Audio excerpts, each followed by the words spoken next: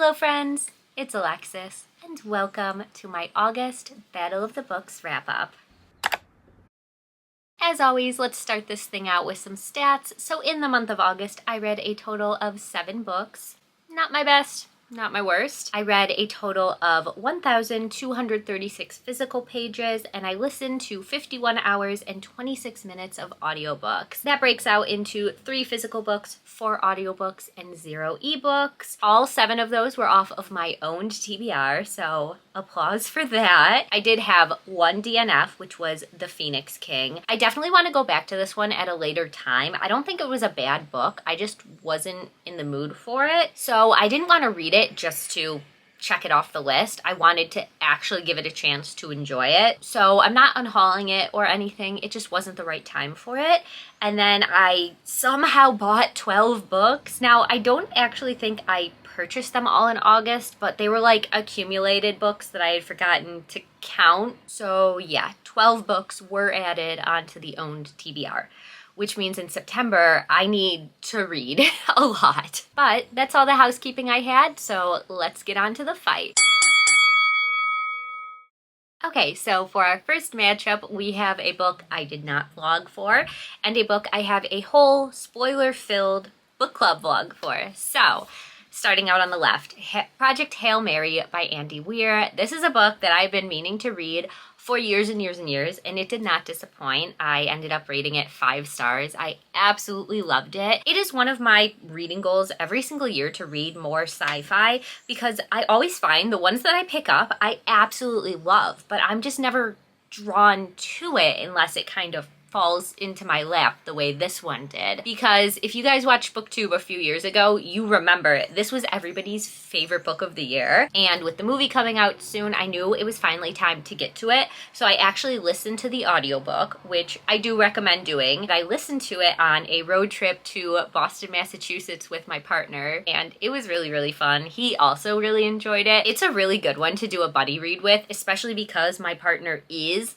way more into sci-fi than me, and as a character-driven reader, it was a really, really fun time. There is a character in this that I absolutely love, and just like with Andy Weir's books, they always have like a little bit of comedy in them that it was just a delight, okay? It was a really fun experience. 5 stars, one of my favorites of the month. And that is going up against The Tenant of Wildfell Hall by Anne Bronte. This one just doesn't stand up to the competition. It was fine. You know, it was a good book. There were parts of it that I really, really enjoyed, and other parts I was very bored by. I won't go too in depth with the books that I have vlogs for, because, you know, you can go watch those. I don't want to repeat myself, but at the end of the day, I am happy I read it, and I ended up giving it 3 stars, which means Project Hail Mary will be our winner for this round. For our next matchup, we have 2 books that I read for the Full Moon Readathon this year.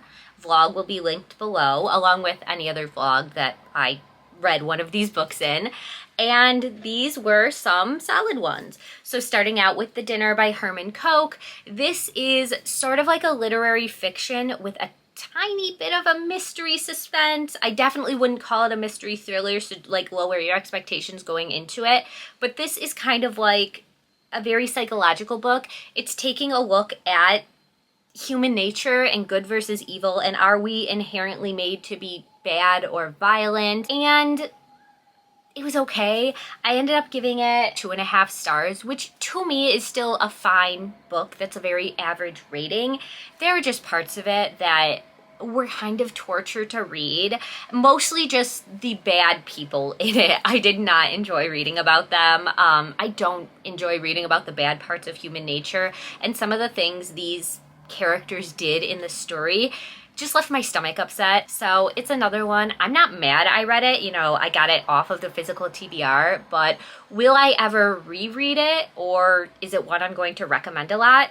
Probably not. But on the other side, A Sunny Place for Shady People by Mariana Enriquez, I really, really enjoyed. This is definitely one I could see myself recommending. This is my 2nd book by this author, and I'm just really, really impressed. I can't wait to read more by her. This was a short story collection, really all about ghosts and the paranormal world. There were different types of horror mixed in. Some of these short stories were bizarre. Some of them were actually scary. Like, I got a little freaked out reading them in the dark. Short story collections don't usually work on me. I could probably count on one hand the ones that I've actually enjoyed, and I think I would add that to this list. After averaging out my ratings for each individual story, I ended up with a 3.66 star rating, which I rounded up to 4 because I don't do all those decimals besides half stars.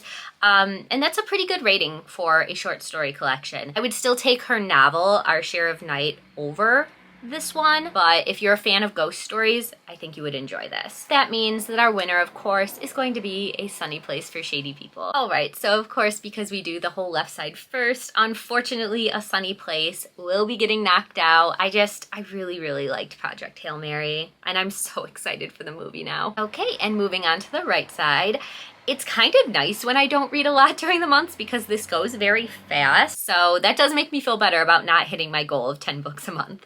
But moving on to these ones, I have a vlog for Staircase. That was one that I read for Full Moon Readathon. I actually read it in the woods on my annual camping trip, and I just love that. It is just so immersive to be reading a book about like scary things happening in a forest while you're also in a forest. To me, it just makes the reading experience just so much better. But I did really end up enjoying this one. I say it in my vlog, but Chuck Wendig is a very solid author. I just don't know if he has the ability to write a 5-star book for me.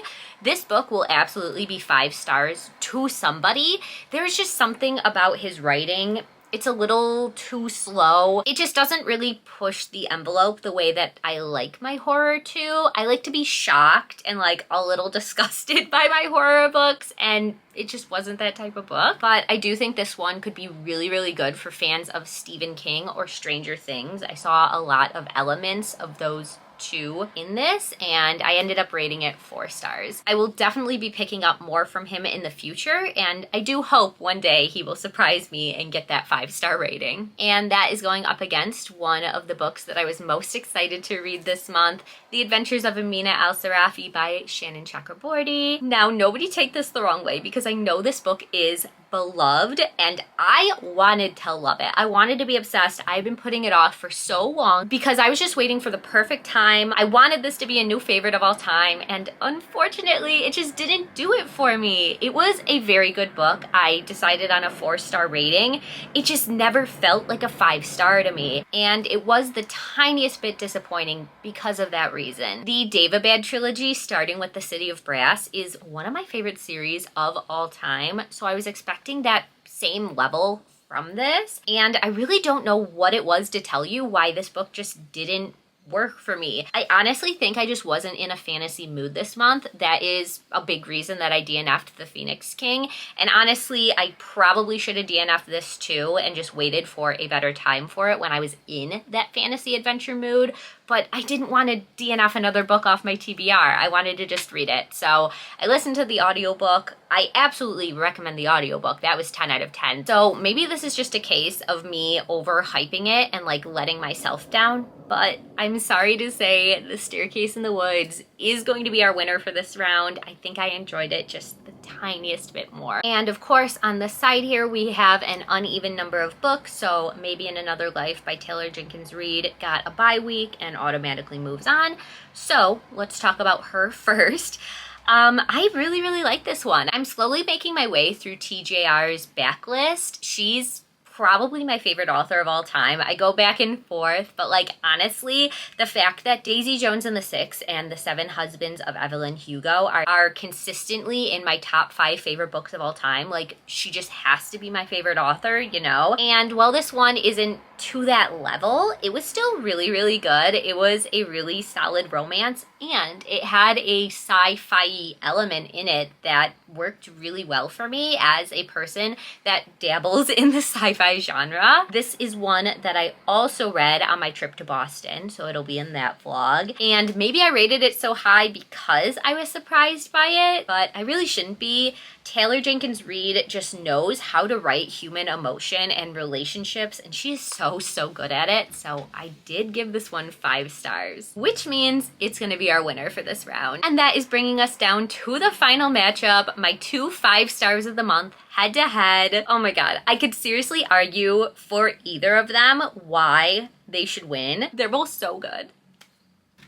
Oh my god, and that's cute. The 2 like sci-fi books. See, I'm telling you, any book that's like sort of sci-fi, I love. Please, if you have any recommendations, let me know. I think I'm gonna go with Project Hail Mary. I really liked it, specifically for this one character that I'm so excited to see in the movie. Like, I just fell in love with them. So yeah, I think Project Hail Mary is going to be my favorite book of August. All right, friends, there we have it. Also, I am sorry for the lighting change. I am filming at the worst time of the day when the light is hitting me directly through this window, but whatever, we got it done. If you made it this far and would like to let me know you're here, please leave me the Saturn emoji in honor of space and Project Hail Mary. And please let me know in a comment below what your favorite book of August was. As always, friends, thank you so much for watching. I hope you read a good book today, and I will see you soon in my next one.